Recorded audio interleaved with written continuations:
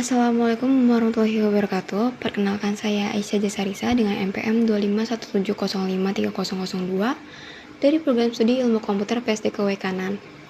Pada video ujian akhir praktikum mata kuliah organisasi dan arsitektur komputer kali ini, saya akan mempresentasikan teori sekaligus mendemonstrasikan simulasi arsitektur CPU 8-bit buatan Peramos. Sebagai pengantar, kita bahas dulu apa itu CPU. Secara sederhana, CPU atau Central Processing Unit itu adalah otak utama komputer yang bertugas memproses data dan mengeksekusi instruksi. Di dalamnya itu terdapat beberapa komponen inti. Yang pertama ada ALU atau Arithmetic Logic Unit. Ini untuk mengeksekusi hitungan matematika dan juga logika. Yang kedua ada CU atau Control Unit yang bertugas untuk mengarahkan eksekusi instruksi tersebut. Yang ketiga ada register. Nah, register ini sebagai tempat penyimpanan internal CPU dengan kecepatan yang sangat tinggi. Lalu gimana sih cara data diproses? Nah, seperti yang kita tahu, kalau perangkat keras itu tuh cuma benda mati yang hanya mengerti sinyal listrik. Jadi semua instruksi manusia itu harus diterjemahin dulu ke dalam sistem bilangan biner, yaitu kumpulan angka 0 dan 1. Atau bisa juga direpresentasikan ke bentuk heksadesimal.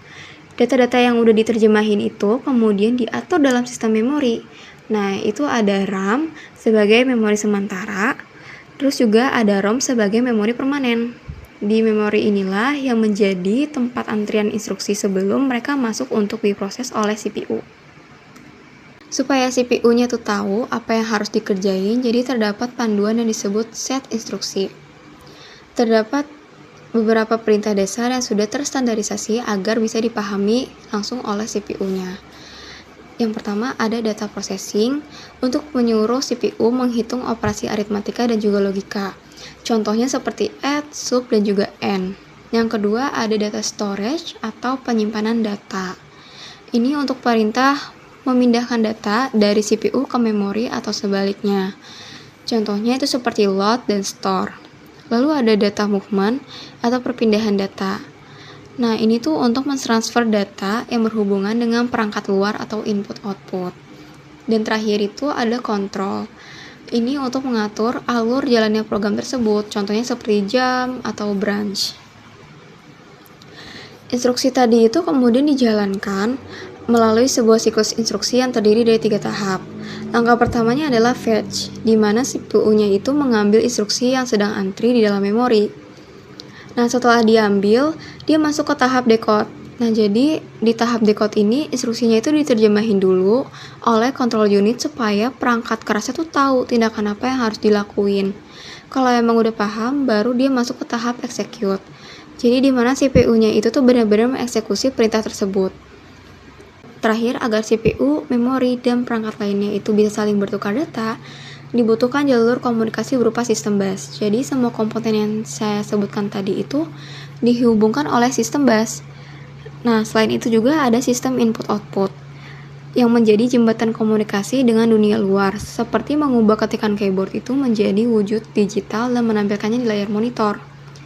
Seluruh perangkat keras ini diatur oleh perangkat lunak dasar, yaitu sistem operasi agar bisa bekerja sama dengan lancar. Baik, setelah membahas teori dasarnya, sekarang kita akan melihat implementasinya. Di layar ini, kita akan melihat sebuah rangkaian simulasi arsitektur CPU 8-bit buatan Peramos menggunakan aplikasi Logisim. Saya akan menjelaskan beberapa komponen utama yang ada di layar ini. Yang pertama, di bagian paling tengah, ini adalah otak utamanya, yaitu unit CPU 8-bit itu sendiri. Di dalam kotak atau si chip ini tuh sudah terintegrasi komponen utama yang kita bahas tadi, yaitu ada ALU untuk operasi perhitungan, lalu ada control unit untuk mengatur alur data, dan juga register sebagai tempat penyimpanan internal yang sangat cepat. Nah, yang kedua, kalau kita lihat di sebelah kiri atasnya, terdapat 2 komponen penyimpanan, yaitu ROM dan juga RAM yang masing-masing berkapasitas 65 KB. Nah, ini adalah wujud dari pengorganisasian memori. ROM atau read-only memory itu berfungsi menyimpan instruksi dasar sistem secara permanen, sementara RAM atau random access memory itu bertugas menampung data dan instruksi sementara saat program sedang dijalankan oleh CPU. Nah, ketiga, kita masuk ke sistem input-output. Sebagai jembatan komunikasi untuk perangkat input, di bagian bawah ini tuh kita ada komponen keyboard. Nah, melalui komponen inilah pengguna bisa memberikan perintah atau memasukkan data ke dalam sistem. Sedangkan untuk perangkat output visualnya, di sebelah kanan atas terdapat komponen LED matrix display beserta kontrolernya, yang saat ini sedang bekerja menampilkan teks Logisim 8-bit CPU. Nah, di bawahnya ini terdapat sebuah layar berwarna abu-abu yang berisi menu dari si Logisim 8-bit CPU ini, yang nantinya akan menampilkan hasil ketikan dari menu text editor dan atau juga hasil perhitungan dari menu ALU tester.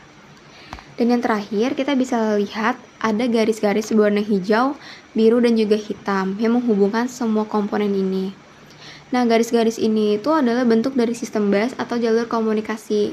Melalui kabel-kabel ini, arus data, alamat memori, dan juga sinyal kendali itu berlalu lalang di dalam sistem komputer. Nah, sekarang saya akan mendemonstrasikan proses input keyboard bekerja pada sistem CPU 8-bit ini. Seperti yang terlihat di layar output abu-abu, terdapat beberapa pilihan menu. Untuk masuk ke fitur text editor, saya akan memilih opsi nomor 4. Saya akan mengetikkan angka 4 melalui komponen keyboard di bawah ini. Sekarang kita sudah berada di dalam menu text editornya. Untuk submenunya saya pilih opsi kedua, yaitu add new file. Nah, di sini saya akan mengetikkan angka teks random beberapa karakter. Nah, ini terdapat beberapa kata. Tapi kita bisa perhatikan setiap karakter yang saya ketikkan pada keyboard itu tidak langsung muncul di layar. Karakternya itu tuh diproses terlebih dahulu dan diubah menjadi data biner, kemudian dikirim melalui jalur sistem bus untuk diterima oleh CPU. CPU-nya lalu memproses data tersebut, menyimpannya sementara di dalam memori RAM, dan akhirnya mengirimkan instruksi ke controller layar untuk menampilkan sebagai output visual yang sedang kita lihat ini nih. Nah, ini adalah bukti nyata dari siklus instruksi, yaitu fetch, decode, dan juga execute, yang bekerja pada input-output. Nah, proses penyimpanan data penampilan karakter ini itu dia lekat banget sama konsep struktur data queue atau antrean yang berprinsip FIFO, first in, first out, di dalam memori RAM. Jadi huruf pertama yang saya ketikkan di keyboard ini dan masuk ke sistem itu adalah huruf pertama yang akan diproses dan dikeluarkan di layar output. Jadi ROM di sebelah kiri ini nih, dia bertugas untuk memberikan instruksi kepada CPU tentang cara memproses input tersebut. Jadi berdasarkan instruksi dari ROM itulah CPU mengambil data dari antrean RAM, lalu mengirimkannya secara langsung melalui sistem bus menuju controller layar untuk ditampilkan secara visual. Jadi sini saya coba untuk contohkan lagi, misal saya ketikkan WAS. Nah, yang muncul pertama adalah W ini terlebih dahulu, yang terakhir adalah S, sesuai dengan prinsip dari FIFO. Nah, selanjutnya saya akan mendemonstrasikan proses aritmatika dan logika. Dari menu utama ini, saya akan menginput angka 1 untuk masuk ke menu ALU tester.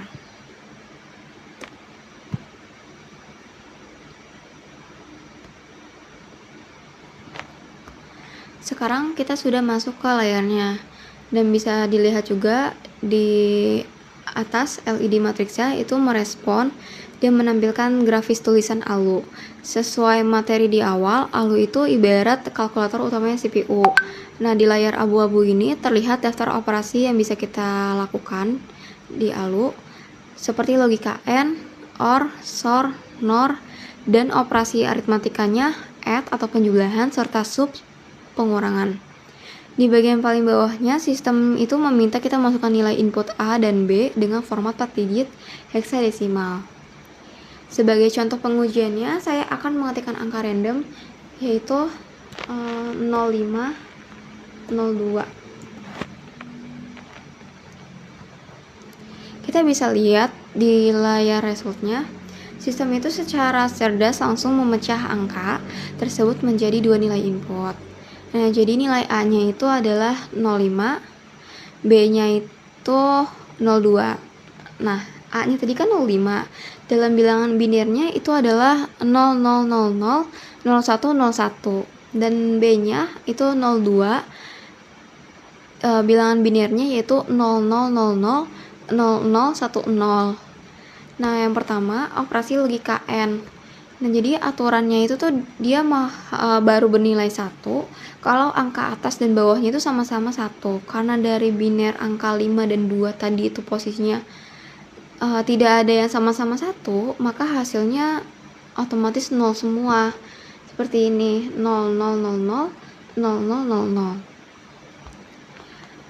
Nah, kedua, operasi logika OR. Aturannya jadi dia nilainya akan menjadi 1 jika salah satu atau kedua bit bernilai 1. Nah, jika bit 0101 dan 0010-nya ini digabung, hasilnya menjadi 0111 yang bernilai desimalnya 07.